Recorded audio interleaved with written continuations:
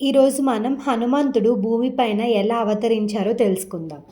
రామావతారానికి ప్రారంభానికి ముందు రావణాసురుడు తన తపస్సుతో బ్రహ్మదేవుని నుండి శక్తివంతమైన వరం పొందుతాడు. దేవతలు, రాక్షసులు, గంధర్వులు, యక్షులు, నాగులు ఎవ్వరూ నన్ను చంపలేరనే వరం పొందుతాడు. ఆ వరంలో మనుషులు, వానరాల గురించి రావణాసురుడు చెప్పలేదు. అందుకే విష్ణుమూర్తి దేవతలతో ఇలా అంటాడు: నేను స్వయంగా భూమిపైన రాముడిగా అవతరిస్తాను. మీ అందరిలో చాలామంది అవసరం నాకుంది, కావున మీరు కూడా భూలోకానికి రండి అని చెప్తారు.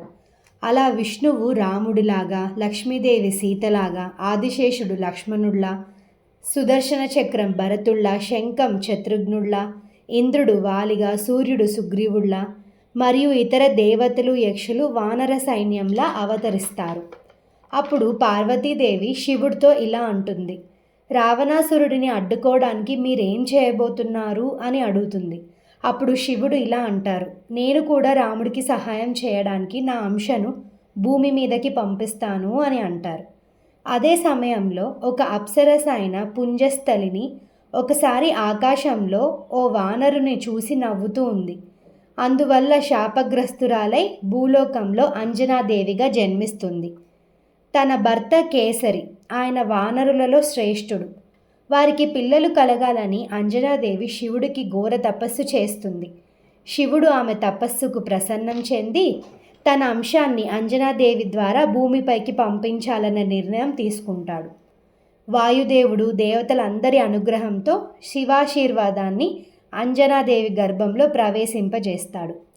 అలా అంజనాదేవికి పుట్టిన బిడ్డనే హనుమంతుడు అని పిలుస్తారు. హనుమంతుడు చిన్నప్పటి నుంచి చాలా ఉత్సాహంగా అల్లరి పిల్లవాళ్లా ఉంటాడు. ఒకరోజు ఉదయం ఆకాశంలో తేజోమయంగా ప్రకాశిస్తున్న సూర్యుడిని పండు అని భావించి దానిని తినేందుకు ఆకాశంలోకి దూకాడు. అప్పుడు దేవతలందరూ భయపడిపోయారు. ఇంద్రుడు తన వజ్రాయుధాన్ని హనుమంతుడి మీదకు విసురుతాడు. దాంతో హనుమంతుడికి గాయమై భూమి మీద పడిపోతాడు. దాంతో వాయుదేవుడికి కోపం వచ్చి భూమిపైన ప్రాణవాయువుని ఆగిపోయేలా చేస్తాడు.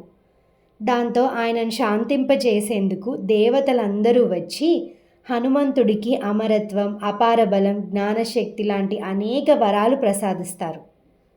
ఆ తర్వాత హనుమంతుడు తన విద్యాభ్యాసాన్ని సూర్యునిని గురువుగా ఎంచుకొని విద్యాభ్యాసాన్ని ముగిస్తాడు. అలా సూర్యభగవానుడి దగ్గర ఆయన వేదాలు, ఉపనిషత్తులు, శాస్త్రాలు, యోగ విద్య, రాజనీతి అన్నింటినీ నేర్చుకుంటాడు. గురుదక్షిణగా సుగ్రీవునికి సహాయం చేయమని సూర్యభగవానుడు హనుమంతుణ్ణి కోరుతాడు. అప్పుడు సుగ్రీవుడు వాలి తన రాజ్యాన్ని లాగేసుకుని సుగ్రీవుణ్ణి రాజ్యం నుంచి గెంటేస్తాడు. సుగ్రీవుడు ప్రాణభయంతో కిష్కింధలోకి వచ్చి దాక్కుంటాడు. అప్పటి నుండి హనుమంతుడు సుగ్రీవునికి రక్షణగా నిలుస్తాడు. అలా హనుమంతుడు ఈ భూమిపైన అవతరించి రాముడిని కలుస్తాడు. అయితే రాముడిని ఎలా కలుస్తాడు, ఆయన రాముడిని కలిసిన తర్వాత ఏమేం చేశాడు, ఆయన శక్తుల్ని ఎలా ప్రదర్శించాడో తెలుసుకోవాలంటే ప్లీజ్ వెయిట్ ఫర్ పార్ట్ 2. మీకు మా వీడియోస్ నచ్చినట్టయితే దయచేసి అందరూ షేర్ చేసి సబ్స్క్రైబ్ చేయండి. Thank you.